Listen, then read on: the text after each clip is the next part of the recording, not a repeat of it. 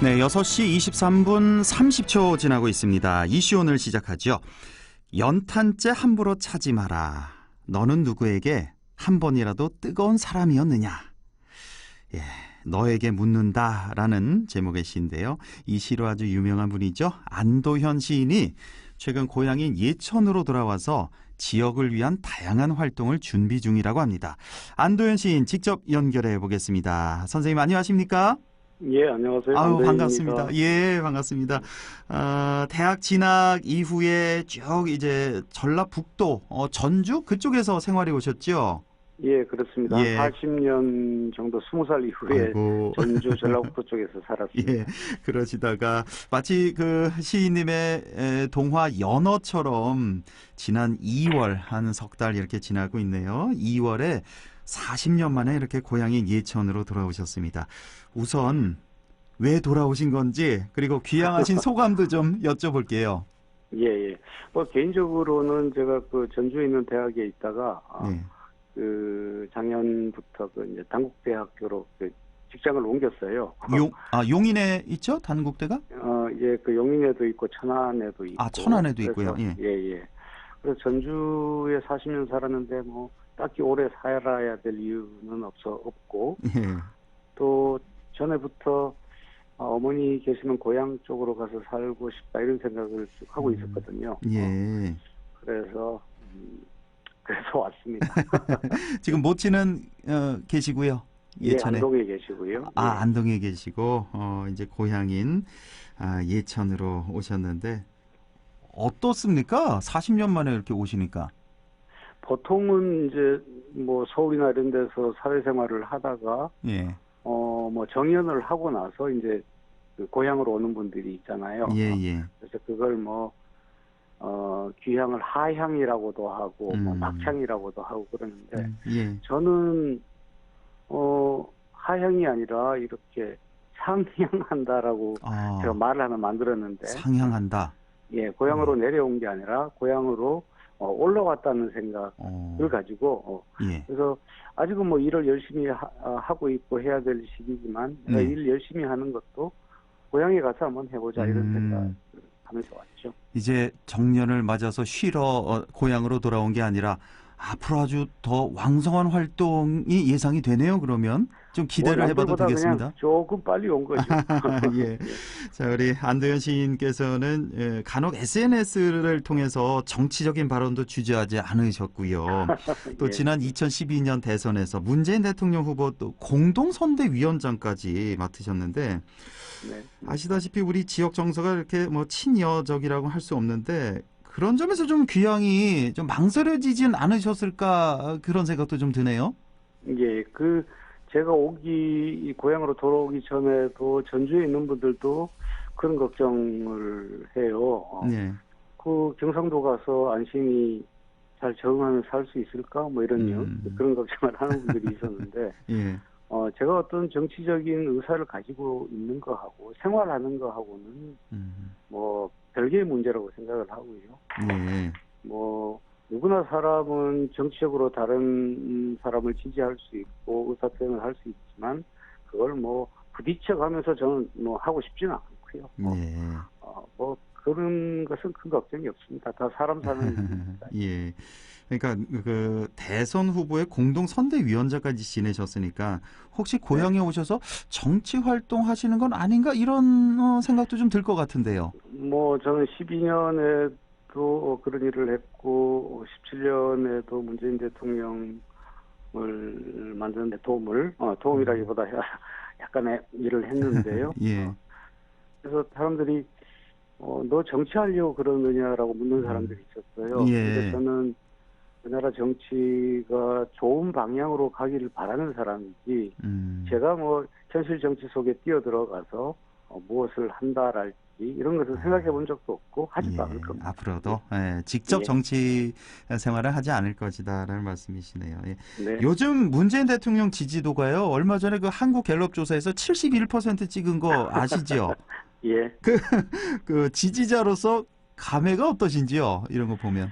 뭐 글쎄요. 뭐 코로나 이 상황 탓도 있겠지만 저는 그 문재인 대통령 이전의 정부, 이명박 박근혜 정부가 워낙 비정상적인 어떤 궤도로 운영되었다고 생각이 되고요. 네. 그래서 대통령 지지도가 높은 것은 뭐 대통령 한 사람이 그중에서가 아니라 지극히 어떤 정상적인 정부, 네. 지극히 정상적인 사람이 대통령을 하고 있어서 지지도가 높은 게 아닌가 싶습니다.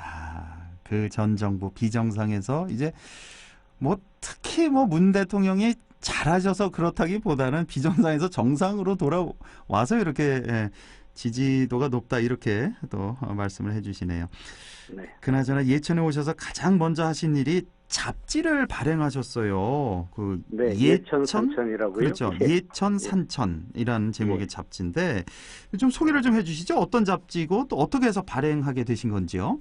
예, 뭐 우리 주변에 많은 그 미디어 또 언론, 뭐 SNS, 뭐 여러 가지들이 있지만 지역에서 어떤 일을 하면서 목소리를 내기 위해서는 작은 그 매체가 있으면 좋겠다는 생각을 했고요. 예. 그래서 이 예천산천이라는 이 잡지는 1년에 4번 개간으로 나오는 개간. 뭐라고 할까 종합 뭐 문화 정보지라고 할까요? 예. 뭐 그래서 예천에서 활동하고 있는 분들 또 예천 안동 뭐 이런 지역에서 활동하고 있거나 또 서울에 가 계시는 이 지역을 사랑하는 분들하고 이제 머리를 맞대고 개간지를 한 권 만들자 해서 창간호가 나왔습니다. 이게 언제쯤 나온 거죠? 예천 산천? 이게 원래 우리가 좀 빨리 낼 계획이었는데 이 코로나 상황 때문에 책을 만들어 놓고 또 배포를 늦게서야 했어요. 네. 그래요. 그래서 원래는 3월 1일에 발행을 이미 다 하고 있었는데 한번 늦게서 좀 배포를 했습니다. 그렇군요. 뭐 한마디로 종합 문화 정보지라고 하셨는데 그 창간호에는 뭐 크게 어떤 내용들이 담겨 있습니까? 뭐 아시다시피 그 낙동강 지류인 내성천이 이제 봉화, 예천, 문경 이쪽으로 지나가잖아요. 영주 이쪽으로 지나가잖아요. 저는 어릴 적에 그 내성천, 지금 집도 내성천 가에 있는데, 그 음모래의 그 모래벌이 지금 영주댐 건설 이후로 아주 뭐 풀밭이, 쑥대밭이 되었습니다. 그러니까요. 그래서 그 내성천 문제를 좀 특집으로 다뤘고요. 또 예천이 배출한 인물들, 또 예천 언어와 문화유산들, 볼 거 많습니다. 20살 때 고향을 떠나셨다 그랬잖아요. 그럼 20살 그 전까지는 그 내성천에서 그 모래사장에서 물놀이도 많이 하셨겠어요. 그러면 저는 이제 방학 되면 큰 집이나 외갓집 와서 그때는 어른들이 강변을 갱빙이라고 그랬어요. 갱빙. 갱빙이요? 경상도 사투리로. 강변을 갱빙. 그래서 방학 때는 뭐 초등학교 때 거의 매일을 내성천에서 그러셨군요. 요즘 돌아오셔서 이렇게 좀 둘러보셨죠, 내성천을?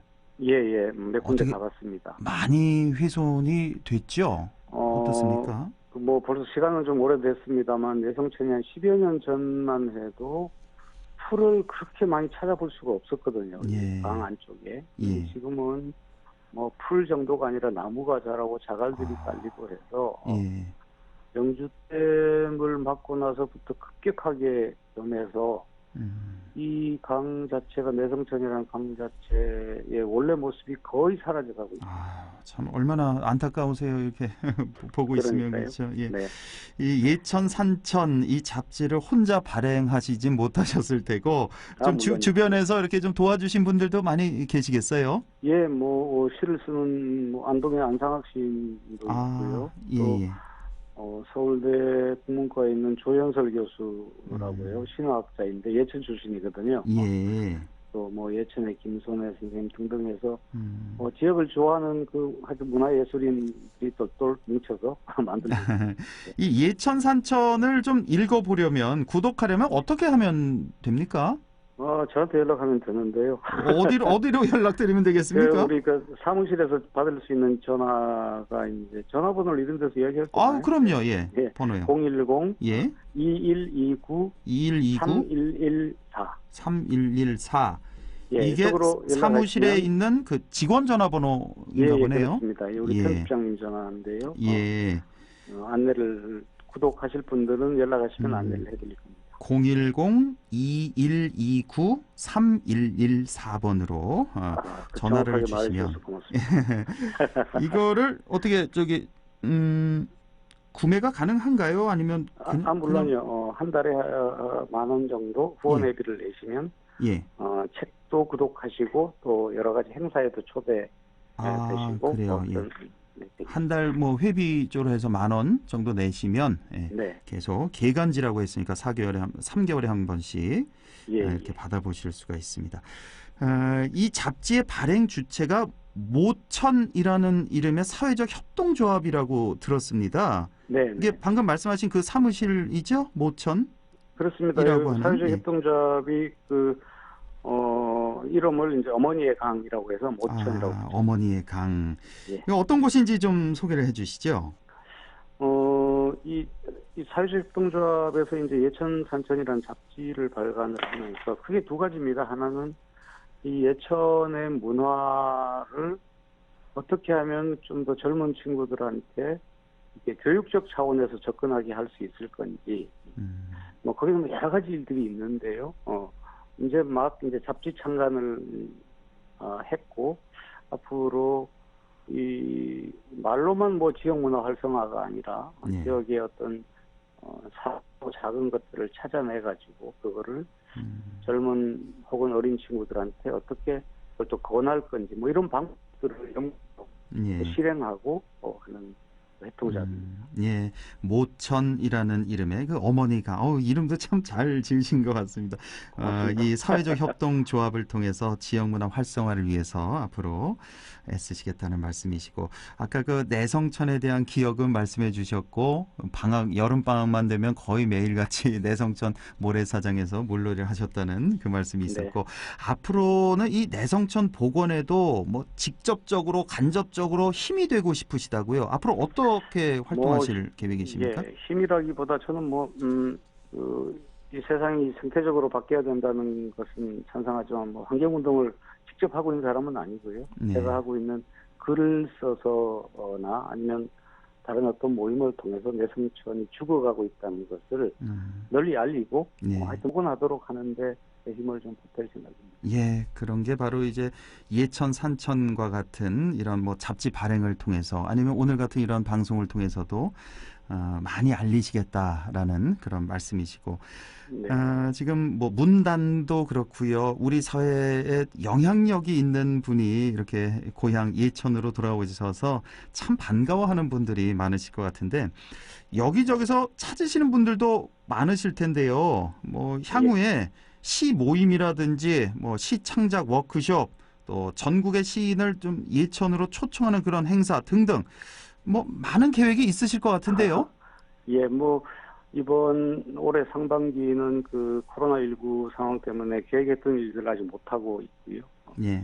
제가 이제 고향 예천에 와서 보니까 예천을 둘러싼 안동이랄지 영주, 또 문경 같은 이런 시 지역은 이미 상당히 커질 대로 규모가 커졌는데 예천은 아주 오래전부터 같은 경상도 북부지방임에도 불구하고 뭔가 이렇게 소외되어 있는 느낌들이 좀 있거든요. 그래서 그렇지만 이 예천이 가지고 있는 그 작은 내용들을 널리 제가 아는 시인들이나 작가들한테 알리고 또 그분들을 초청도 하고 또 지역에 계시는 분들하고 정기적으로 이렇게 시를 읽는 모임 이런 것도 하나 만들어 보고 싶고 할 건 아주 많은데 빨리 코로나가 지나갔으면 좋겠습니다. 그렇군요. 지금 이 방송 들으시는 많은 안도현 시인님의 그 팬들도 그렇고 이 청취자분들도 예천 어디로 이사 오셨나 궁금해하실 것 같아요. 조금 더 자세히 말씀해 주실 수 있나요? 경북 신도청에서 멀지 않은 그 호명면 황지리라는 곳입니다. 호명면 황지리라는. 예천 호명. 도청 신도시 내로 오신 건 아니고요. 아니요, 신도시는 아니고요. 거기까지는 한 15분 정도 걸립니다. 그래요. 예. 자, 끝으로요. 우리 안도현 시인을 사랑하는 독자 여러분께 인사 한 말씀 부탁드릴게요. 예, 제가 이 지역에서 태어나긴 했고 또 책을 낼 때마다 제 양력을 쓸 때 경북 예천 출신입니다 이렇게 늘 썼는데요. 고향에 돌아와서 조금 더 겸손하게 고향을 좀 알고 또 고향의 어르신들한테 인사도 드리고 그래야만 제가 잘 살 수 있을 것 같습니다. 앞으로 잘 부탁드립니다. 예, 알겠습니다. 다시 한번 너무너무 반가웠고요. 앞으로 또 뵐 수 있었으면 좋겠습니다. 오늘 예, 고맙습니다. 고맙습니다. 네, 지금까지 안도현 시인을 만나봤습니다.